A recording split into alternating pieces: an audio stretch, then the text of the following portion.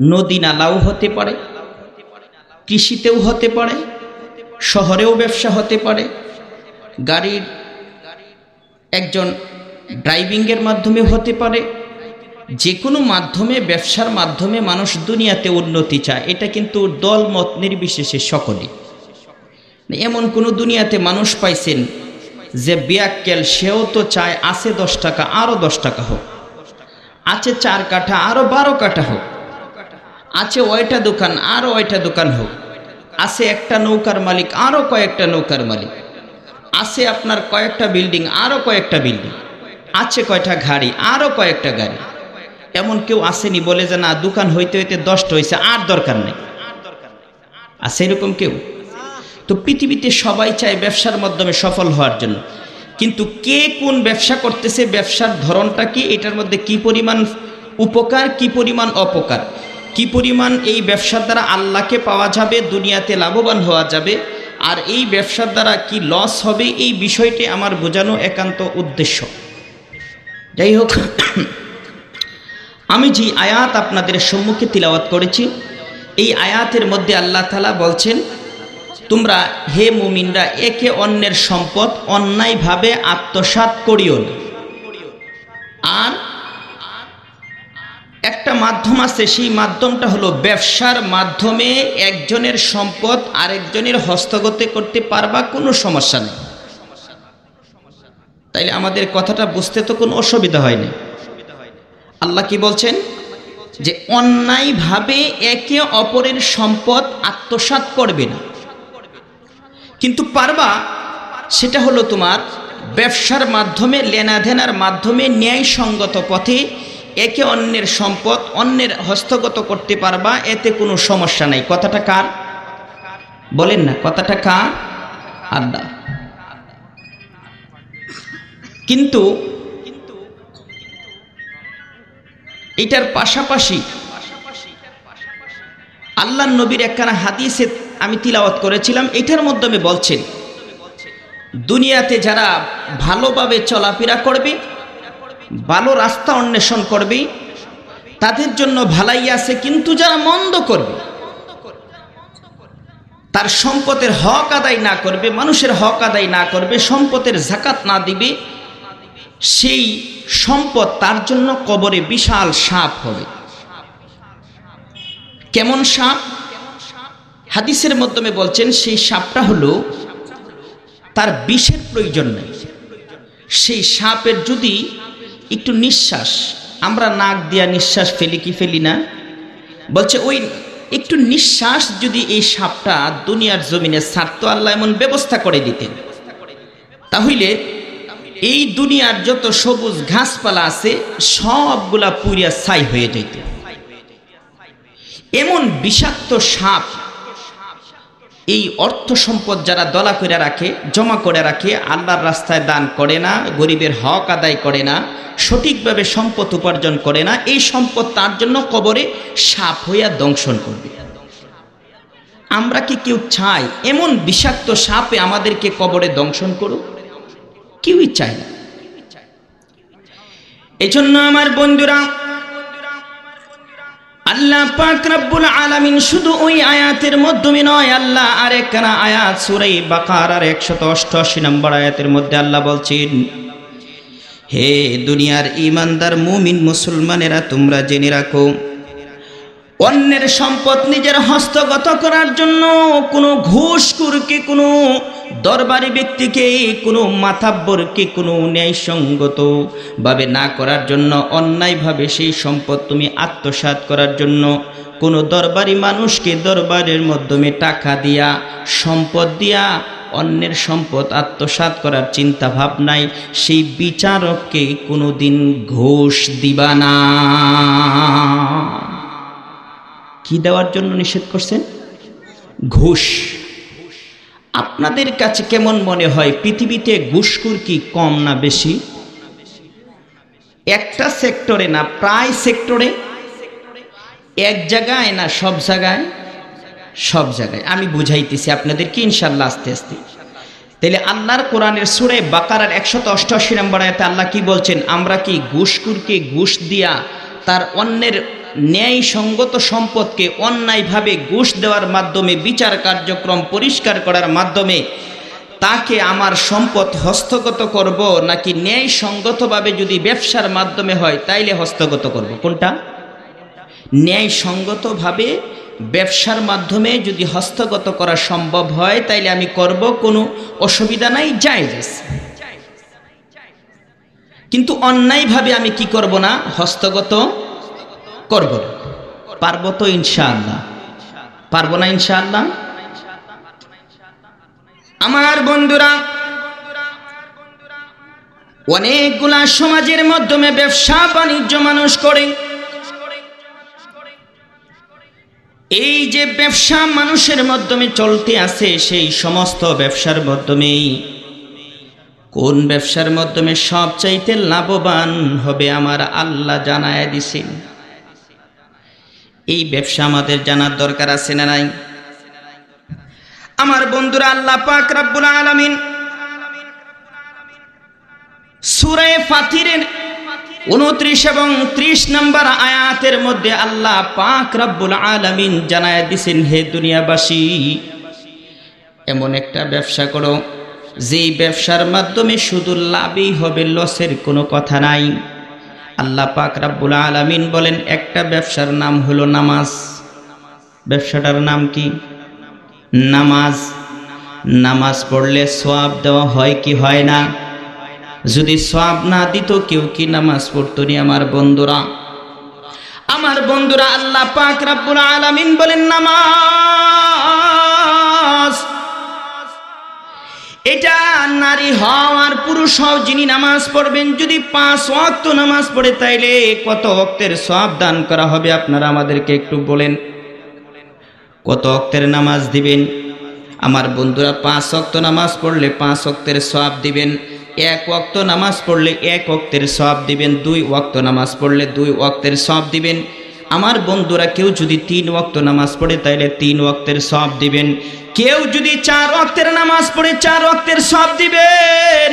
কেউ যদি 5 ওয়াক্ত পড়ে 5 ওয়াক্তের সওয়াব দিবেন। যদি কেউ শুক্রবারে নামাজি হয়, শুধু শুক্রবারে নামাজে যায়, তাইলে বলেন 5 ওয়াক্তের সওয়াব দিবেন না শুধু শুক্রবারে সওয়াব দিব? কয় ওয়াক্তের? সপ্তাহে একদিন শুধু শুক্রবারে নামাজ, শুক্রবারে নামাজ পড়ে তাইলে সওয়াব কি 5 ওয়াক্তের? এক সপ্তাহের আশা করব না, একদিনের শুধুমাত্র শুক্রবারের জুমার নামাজের সওয়াব পাইব। কোনটা? আমার কথা আপনাদের বুঝতে কোনো অসুবিধা হচ্ছে? আমার বন্ধুরা, তেমনি ভাবে কোনো যদি শুক্রবারেও না হয়,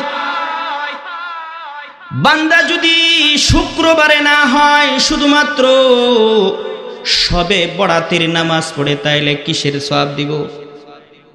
আমার কথা আপনারা বুঝতেছেন? যদি শুধুমাত্র শবে বরাতের নামাজ পড়ে তাইলে কিসের সওয়াব পাইব? শবে বরাতের সওয়াব পাইব, শুক্রবারের আশা করে লাভ নাই। আর যদি বান্দা শবে কদরের নামাজ পড়ে, এই ব্যবসায় যদি তার মন লাগে, তাইলে শুধুমাত্র শবে কদরের নামাজের সওয়াব পাবে। আর যদি বান্দা ঈদের নামাজ পড়ে তাইলে শুধুমাত্র ঈদুল ফিতরের নামাজ পড়ার কারণে ঈদুল ফিতরের সওয়াব পাবে। আর যদি ঈদুল আজহার নামাজ পড়ে শুধুমাত্র ঈদুল আজহার সওয়াব পাবে। আমার বন্ধুরা, যদি নামাজ পড়ে আব্বা মারা গিয়েছে, আম্মা মারা গিয়েছে, ভাই মারা গিয়েছে, দাদু মারা গিয়েছে, সন্তান মারা গিয়েছে, আমার বন্ধুরা বোন মারা গিয়েছে, স্ত্রী মারা গিয়েছে, শ্বশুর মারা গিয়েছে, শাশুড়ি মারা গিয়েছে, এই উপলক্ষে আমাদের সমাজে কিছু হিন্দুদের মতো একটা নিয়ম নীতি বানায় নিছি। এই মৃত্যু ব্যক্তির উসিল্লা করে 2 দিন 3 দিন 4 দিন অথবা কয়েক ওয়াক্ত টুপিটার সাথে রাইকা নামাজ পড়ে, এরকম নামাজিও সমাজে আসে না নাই? আমার বন্ধুরা, ওই বান্দা যদি মৃত্যু ব্যক্তিকে উসিলা করে ওই মৃত্যু ব্যক্তির ভয় যদি 3 দিন নামাজ পড়ে, আর সারা বছর যদি নামাজের মাধ্যমে হাজির না হয়, তাইলে কত ওয়াক্ত নামাজের আশা করতে পারে? 3 দিনের ভিতরে জয় দিনের যত ওয়াক্ত নামাজ পড়বে অত ওয়াক্তের সওয়াবের আশা করতে পারে। উনি এই ব্যবসায় অতটুক মাত্র ব্যাংকে জমাইতে পারবেন। আমার বন্ধুরা, কোনো ব্যক্তি যদি নামাজ পড়ে বিবাহ উপলক্ষে, এই দেশে আছে অনেক যুবকরা বলে তোরে কি দিকে বিয়া দিব, তুই তো জীবন একদিন মসজিদেও গেলি না, আসলে পরে কোনো প্রশংসা তোর পিছনে নাই। তখন চিন্তা করে কিছু যুবতী মহিলা আছে, কিছু যুবক ভাইয়েরা আছে, ওরা ওই বিবাহ উপলক্ষে অথবা স্কুলের 8-এ ফাইনাল পরীক্ষা দিবে, অথবা 10-এ পরীক্ষা দিবে, অথবা আইএ পরীক্ষা দিবে। ওই সময়গুলোর মাধ্যমে বাছাই এবং যাচাই করে যাতে পরীক্ষাটা ভালো হয়, ওই উদ্দেশ্যে কিছুদিন, কয়েকটা মাস অথবা কয়েকটা সপ্তাহ পর্যন্ত নামাজ পড়ে। এরকম নামাজি আছে না নাই? আপনাদের এলাকায় আছে? আমার বন্ধুরা, যদি পরীক্ষা উপলক্ষে নামাজ পড়ে, তাইলে আল্লাহ তোমাকে এই কয়দিন নামাজ পড়বা, ওই কয়দিনের সওয়াব কিন্তু তোমার আমল নামার মধ্যে আমার আল্লাহ দান করবেন। আর যদি বিবাহ উপলক্ষে নামাজ পড়ো দেখানোর জন্য, যেই উদ্দেশ্যে নামাজ পড়বা, সওয়াবটা কিন্তু আমার আল্লাহ এই উদ্দেশ্যেই তোমাকে দিবেন। যতদিন পড়বা, জয় ওয়াক্ত পড়বা, অতটুকের সওয়াব দিবে, ব্যবসায় এতটুক লাভবান হইবি। আমার বন্ধুরা, দুনিয়াতে আপনারা জানেন, কেউ যদি 4 কাঠা জমিন বীজ রোপণ করে, তাইলে আশা করতে পারে 4 কাঠা জমিনের আপনার ধান ফসল পাওয়ার। যদি কেউ 4 আড়া করে, তাইলে আশা করতে পারে 4 আড়া জমিনের 4 কাঠা ব্যক্তি যদি 4 আড়া ব্যক্তির সমপরিমাণ আশা করে, তাইলে কোনো কাজ হইব না, কাজ হইব না, হবে নি। তাইলে দুনিয়ার ব্যবসাটাও এমন।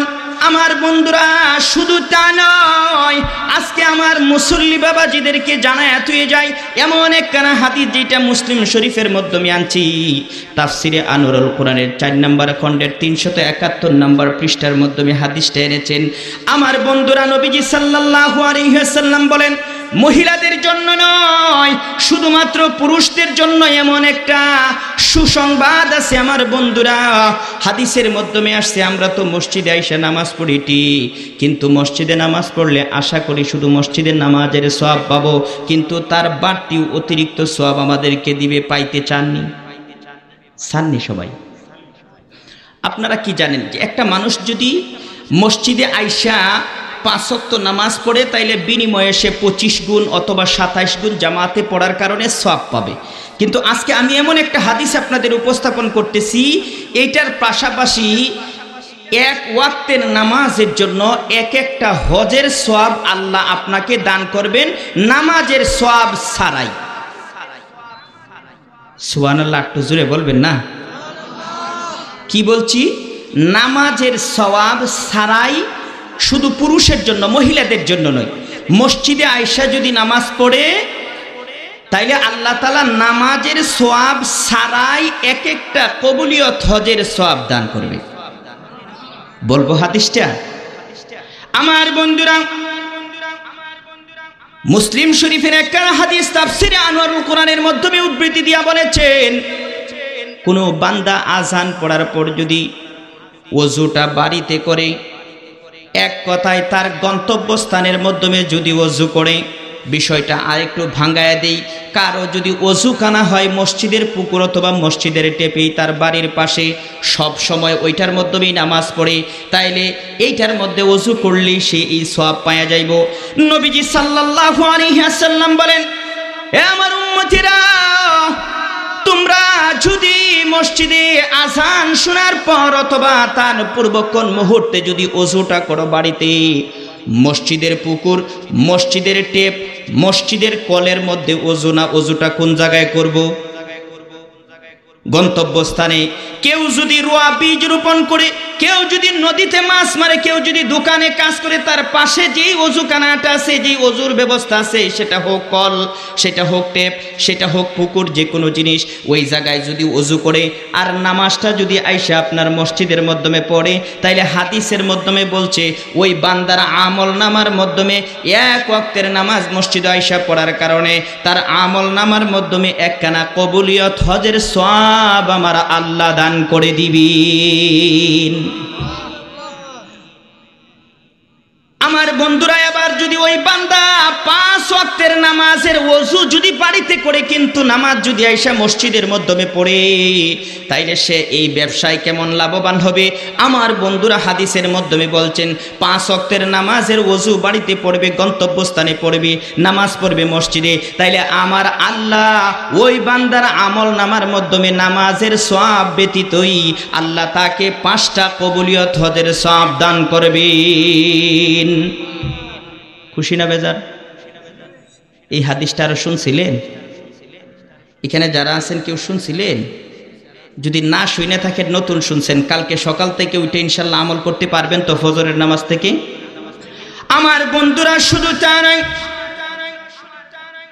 আল্লাহ পাক রব্বুল আলামিন ওই আয়াতের মধ্যে বলছেন আরেকটা ব্যবসা করবা, ওই ব্যবসার নাম হইল, আমার বন্ধুরা আল্লাহ পাক রব্বুল আলামিন বলছেন আমি যে রিজিক দিলাম, ওই রিজিক দেওয়ার যে জিনিস আছে, আমি যে তোমাকে রিজিক দিছি, এই রিজিক থেকে আমি আল্লাহর রাস্তায় তোমরা প্রকাশ্য এবং গোপনে তোমরা দান করবা।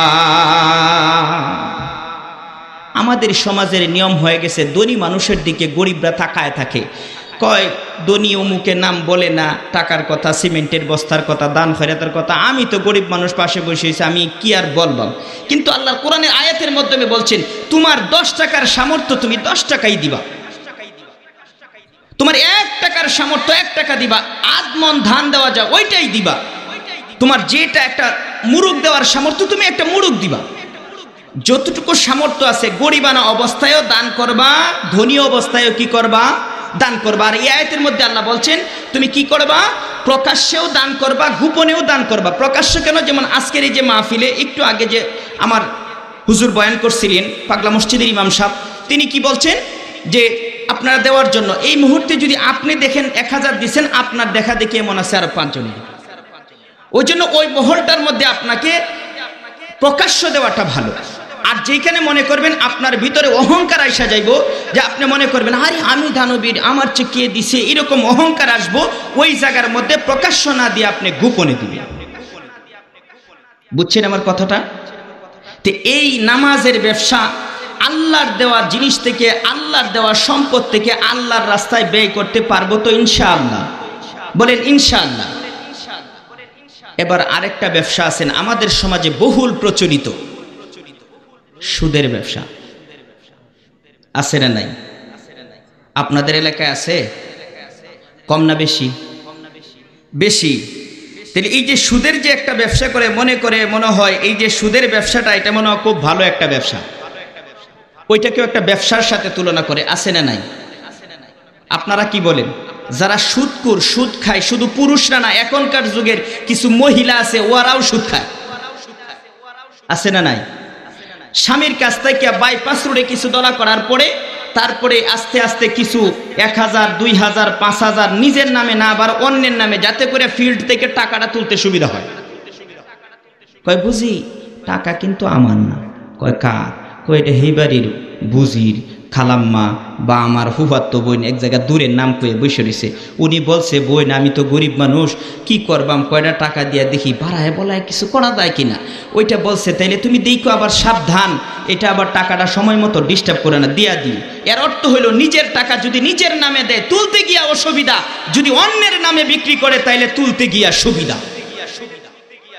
এরকম চালাক মহিলা সমাজে সুদখোর আছে না নাই? পুরুষরা তো আছেই, কিন্তু ওই সুদখোররা যদি সুদ খায় তাইলে তার অবস্থান কি হবে, এটা কিন্তু কোরআনে কারীমের মাধ্যমে আল্লাহ তাআলা বলে দিয়েছেন। এটা হলো সূরা বাকারার 275 নম্বর আয়াতের মধ্যে আল্লাহ বলছেন আমি আল্লাহ সুদকে হারাম করেছি, ব্যবসাকে হালাল করেছি। কিন্তু আমাদের সমাজের সুদখোর ভাই বোনেরা বলে কোনা সুদও তো একটা ব্যবসার মতো। কিসের মতো? সুদরে কিসের মতো মনে করে? ব্যবসার মতো। আপনারা কি বলেন, কোরআন হাদিসে কি এটা বলছে ব্যবসা না সুদ? সুদ। কোরআনে কারীমের সূরা বাকারার 275 নম্বর আয়াতে আল্লাহ কি বলেন দেখেন। আমার বন্ধুরা, আমি আপনাদের সম্মুখে ব্যবসা নিয়ে আলোচনা শুরু করছি, ব্যবসার উপরেই থাকার চেষ্টা করব। আমার বন্ধুরা, সুদও কিন্তু সমাজের মানুষের কাছে যারা সুদ খায় তাদের কাছে এটা একটা ব্যবসা, কিন্তু আমার আল্লাহ কোরআনে কারীমের মাধ্যমে বলছেন সুদ ব্যবসা হইতে পারে না। আমার আল্লাহ ডাক দিয়ে বলেন হে বান্দা, তুমি যে সুদ খাও আমি আল্লাহ তোমার সেই সুদের ব্যবসাকে আমি ব্যবসা বলি না, আমি আল্লাহ বলি সুদ সুদি। সুদের মাধ্যমে যদি সামনের দিকে আগায় যাও তোমার কি অবস্থা হবে? আল্লাহ পাক রব্বুল আলামিন বলেন, একজন সুদখোর মানুষ যদি আমার কথার ব্যতিক্রম করে, আমার কথাকে যদি ওভারটেক করে, আমাকে যদি সে ওভারটেক করে সামনের দিকে সুদ নিয়ে আগায় যায়, তাইলে আল্লাহ বলেন আমি আল্লাহ তাকে কবর থেকে এমনভাবে উঠাইব, এই সুদখোরকে আমি এমন শাস্তি দিব যেমনি ভাবে একজন শয়তান যদি, একটা শয়তান যদি তার কোনো একটা মানুষের মাথার মাধ্যমে অথবা গায়ে স্পর্শ করার কারণে ওই ব্যক্তি যেমনি ভাবে পাগল পারা হয়ে যায়, তার সিরা মানুষের মতো হয়ে যায়, পাগল হয়ে যায়। যেই পাগল মানুষ যেমনিভাবে সমাজের মধ্যে কোনো মূল্যায়ন নাই, পাগলের যেমন মস্তিষ্ক বিকৃত হয়ে যায়, আল্লাহ পাক রব্বুল আলামিন কোরআনের ওই আয়াতের মাধ্যমে বলে দিয়েছেন, হে বান্দা, যেই সুদখোর আছো, সে মহিলা হোক আর পুরুষ হোক, সে বাংলাদেশের মানুষ হোক, বাংলাদেশের বাহিরে হোক, সে তার কোনো আলেমের মা হোক, কোনো আলেমের বাবা হোক, সে কোনো আলেমের ভাই হোক, ইমাম সাহেবের ভাই হোক, কোনো নেতার ভাই হোক, কোনো মেম্বারের ভাই হোক, কোনো মেম্বারের বোন হোক, কোনো সমাজ প্রতিনিধির ব্যক্তি হোক, কোনো পীর সাহেবের ছেলে হোক, পীর সাহেবের মা হোক, পীর সাহেবের বাবা হোক, সে কোন স্তরের ব্যক্তি হোক না কেন, সে যদি সুদ খায়, সে যত বড় ব্যক্তিওয়ালার ব্যক্তি হোক না কেন, আমার আল্লাহ বলেন কিয়ামতের দিন আমি আল্লাহ তাকে কবর থেকে কেমনে উঠাইব তোমরা জানোনি?